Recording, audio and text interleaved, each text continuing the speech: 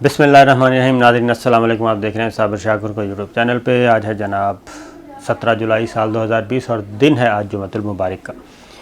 आज हम आपसे इंतहाई इम्पोर्टेंट डेवलपमेंट्स हुई हैं जनाब, उनको आपसे डिस्कस करते हैं और कुछ ख़बरें हैं वो लेके आते हैं पसे पर्दा क्या हो रहा है ख़ास तौर पे इस रीजन में, क्योंकि ये बहुत ही अहम तरीन डेवलपमेंट्स हैं। ये मामूली नौइयत के वाक़यात नहीं हैं। ख़ास तौर पे चाइना और इंडिया के जो जर्नलों की कोर कमांडर्स की मीटिंग हुई, तवील तरीन मीटिंग हुई, उसका आउटकम क्या हुआ। और ये जो शादियाने बजाए जा रहे थे मुसलसल के जनाब इंडिया और चाइना के दरमियान मामला तय पा गए और इंडिया और चाइना के दरमियान बस अब डिसएंगेजमेंट होने वाला है और अब सारी चीज़ें नॉर्मलाइज हो जाएंगी। तो उस पे बहुत ज़्यादा शादियाने बजाए गए और ख़ास तौर पे मैं इंडियन जो मीडिया कोलीग्स हैं उनसे बात करूंगा, इंडियन आवाम से बात करूंगा कि उनको धोखे में रखा गया, मुसलसल धोखे में रखा गया और जो कुछ तय पाया जाता रहा और चाइना का जो पॉइंट ऑफ व्यू था इस बारे में उसको छुपाया जाता रहा। तो ये एक होप दी गई और पब्लिक को क्या कहना चाहिए, अंधेरे में रखा गया ताकि उनका गम और गुस्सा ज़रा थोड़ा सा कम हो। लेकिन एक्चुअल ऐसा हमने भी कहा था कि नहीं है। चाइना ने जो कुछ किया है इंडिया के साथ वो मामूली नौइयत का नहीं है, वो गैर मामूली इक़दामात हैं और ये आगे बढ़ेंगे। चाइना पीछे बिल्कुल नहीं हटेगा क्योंकि वो चाइना पीछे हटने के लिए वहाँ नहीं गया और चाइना बाकायदा तौर पे इंडिया के रगड़े लगवाएगा। ये मैं आपको बता रहा हूँ। हो ये रहा था क्योंकि चंद दिनों में बात नहीं, क्योंकि ये मैं आपको 2-3 चीज़ें हैं मेरे पास, वो आपको मैं बताता हूँ इन डिटेल। और जो आखिरी मीटिंग हुई उस पर यह कहा जा रहा था कि जनाब जो लास्ट हुई चीन के वज़ीर ख़ारजा की और अजीत डोवल की, उसमें ये कहा गया कि सारे मामला सेट हो गए हैं। ये इंडियन मीडिया रिपोर्ट कर रहा था। तो ये ऐसा नहीं था। उस वक्त भी जो चाइना के वज़ीर ख़ारजा ने अजीत डोवल को जो बातें की थीं उसमें बड़ा कैटेगोरिकली कहा था कि आप पहले फ़ैसला कर लें कि आपने जाना किधर है और बाकायदा तौर पे शराइत रखी थीं कि क्या इस रीजन में जो कुछ मेगा प्रोजेक्ट्स हो रहे हैं और इस रीजन में जो तरक्की का एक क्या कहना चाहिए आपस में मुल्क मिलके चाइना, रशिया, पाकिस्तान और अब उसमें ईरान भी है, उसमें आपने शामिल होना है या फिर आपने अमेरिका के साथ जाना है। तो बहुत सारी चीज़ें उनको बताई गई थी और उसमें उनको ऑप्शन दिए गए थे, गौर करके सोच के बताना था। फिर नरेंद्र मोदी उधर गए जब लद्दाख वाली साइड पे, सो कार्ड वहाँ पे नहीं गए, मैं अभी भी कहता हूँ वो किसी और फ़ौजी ब्रिगेड हेडक्वार्टर में गए होंगे।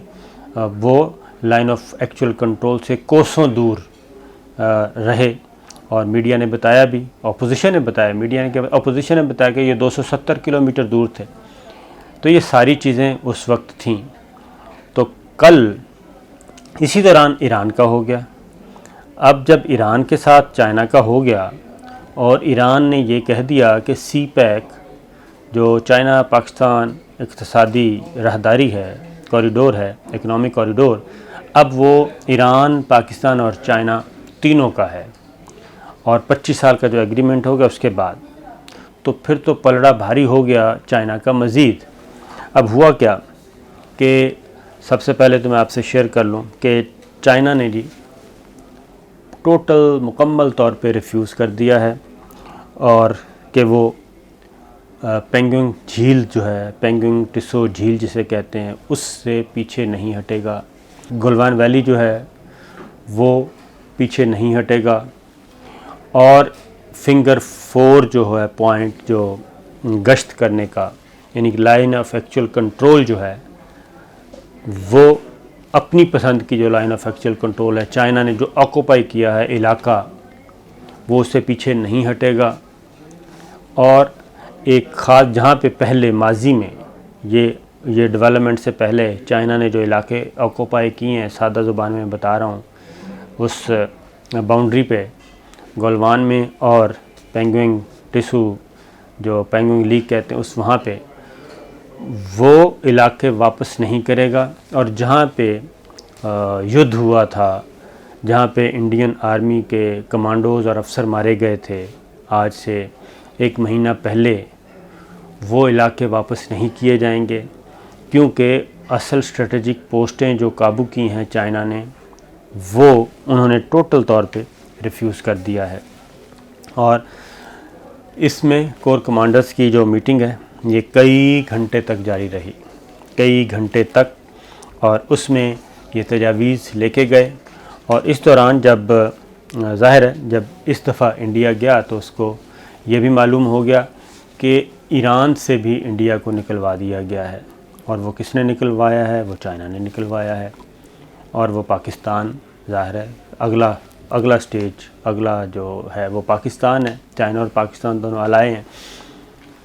जब उनको ये पता चला कि जनाब हमें तो ईरान से भी निकलवा दिया गया है और चाबहार से भी निकलवा दिया गया है, जो कि एक स्ट्रेटेजिक पोस्ट रखी हुई थी।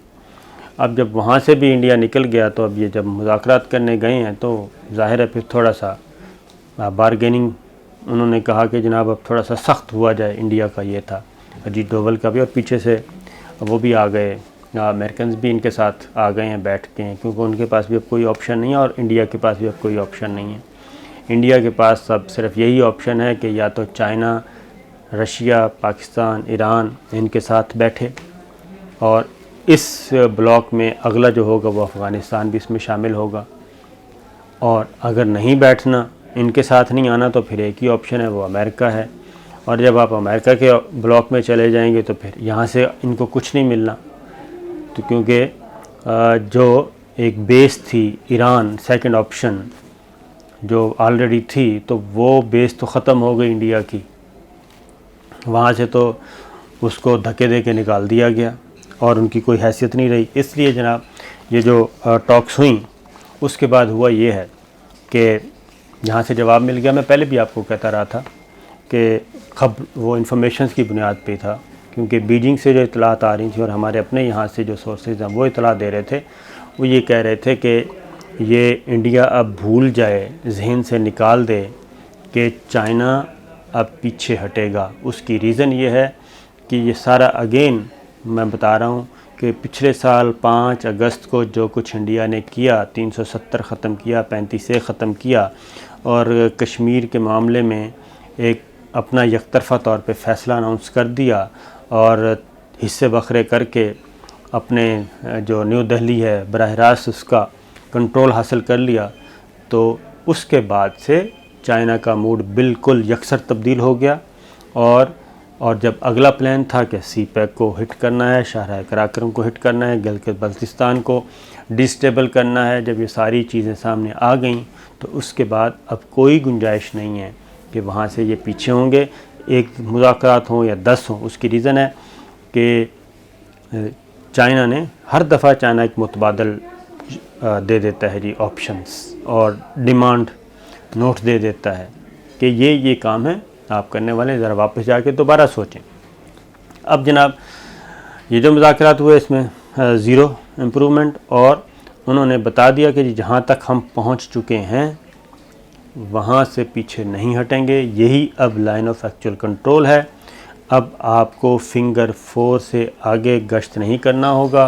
वो तकरीबन 4 से 6 किलोमीटर का एरिया है, वो इनसे छीना गया है। और उसकी रीज़न ये है कि ये वो स्ट्रेटेजिक पोस्टें हैं जहाँ से शाहराह कराक्रम को इन्होंने कंट्रोल करना है, जहाँ से सियाचिन को इंडिया जो है सप्लाई भेजता है, कारगिल को भेजता है, ये वो एरियाज़ हैं।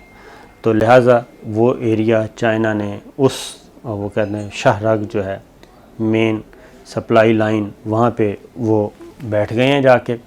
कोई अब इंडिया ने क्या किया है, जो ही ये मुज़ाकरात ख़त्म हुए जनाब और दिल्ली में पैगाम पहुंचा कि जनाब चाइना ने मुकम्मल तौर पे रिफ्यूज़ कर दिया। उसके बाद टैंक्स भेज दिए हैं, हेलीकॉप्टर भेज दिए हैं, 60,000 तक अपने ट्रूप्स भिजवाना शुरू कर दिए हैं। और इसमें उन्होंने, जबकि चाइना की तैयारियां भरपूर हैं। अब मैं आपको बताता हूँ चाइना इंडिया क्यों जल्दी में है और चाइना को कोई जल्दी नहीं है, वो मैं आगे बता देता हूँ। तो इसमें अब उसके बाद ही राजनाथ सिंह का डिटेल मीटिंग हुई कोर कमांडर्स आर्मी के साथ, आर्मी ऑफिशियल्स के साथ, और अजीत डोवल ने अब कहा कि ज़रा कुछ तैयारी करें। ये तैयारी कर रहे हैं और उसमें अब राजनाथ सिंह वज़ीर दिफ़ा जो हैं वो आज पहुंचेंगे। 2 दिन का दौरा है उनका, कश्मीर का और लद्दाख का, ये 2 दिन हैं। अब देखना है कि वो कश्मीर और लद्दाख आते हैं या फिर एक बंद कमरे में बैठ के वर्चुअल कॉन्फ्रेंस करते हैं। तो आज उनका है विज़िट, आज वो विज़िट करेंगे और जो तैयारियां हैं उसके बारे में और कुछ स्टेटमेंट देने की कोशिश करेंगे। एक मैसेज होगा, वो स्टेटमेंट देंगे। और अजीत डोवल अपने वो क्या कहना चाहिए टामक टोइयाँ मार रहे हैं। अब इनका इन्हिसार मुकम्मल तौर पे जी इंडिया का वो है अमेरिका पे। उसकी रीज़न ये है कि अब इस रीजन में रशिया जवाब दे चुका है, चाइना ज़ाहिर है एक हो गया सी पैक पे। अब पहले सी पैक में चाइना पाकिस्तान थे, अब चाइना पाकिस्तान ईरान भी हो गए हैं और अगली स्टेज पे अफ़गानिस्तान भी इसमें शामिल होगा और उसके बाद ये काम बढ़ेगा। इन्होंने क्या किया है, एक तो ये हो गया, राजनाथ सिंह हो गया, फिर एक कोर कमांडर कॉन्फ्रेंस मैंने आपको बता दी है, ये हो चुकी है और उसमें ख़ास तौर पे ये 2 दिन का मैंने आपको बताया है। लेकिन इसमें जो वेपन्स काफ़ी सारे उधर पहुँचे हैं और इसी दौरान जो चाइना स्टडी ग्रुप है, नेशनल सिक्योरिटी, मैंने बता दिया कि अजीत डोवल है, ये चाइना स्टडी ग्रुप एक बनाया हुआ है। अजीत डोवल उसके हैं जनाब सरबरा।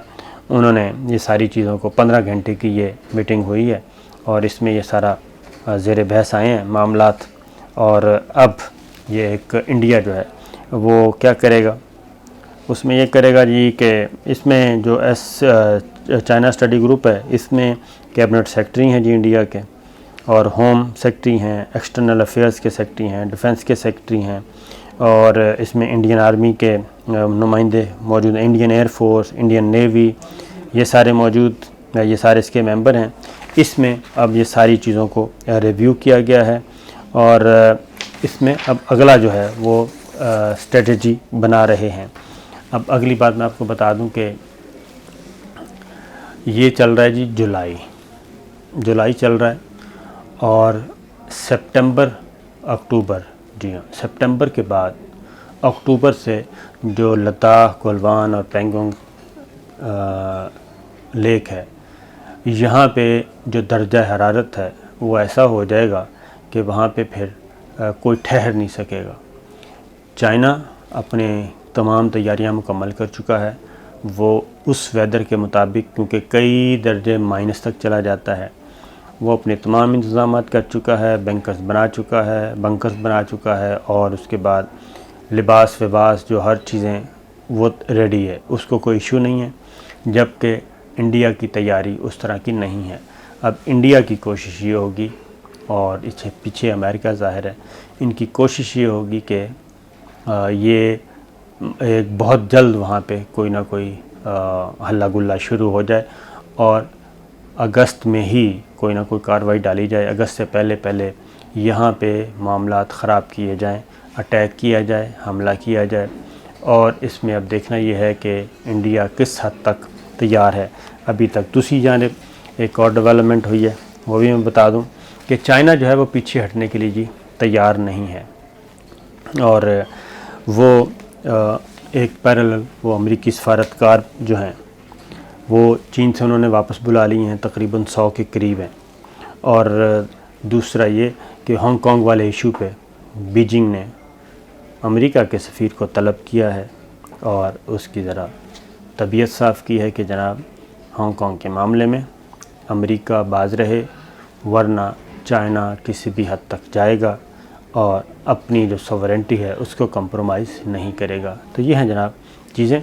तो सूरत हाल जूं की तूं है और लड़ाई के आसार जो हैं वो फिर होना शुरू हो गए हैं। अब देखना है कि राजनाथ सिंह आज क्या ऐलान करते हैं।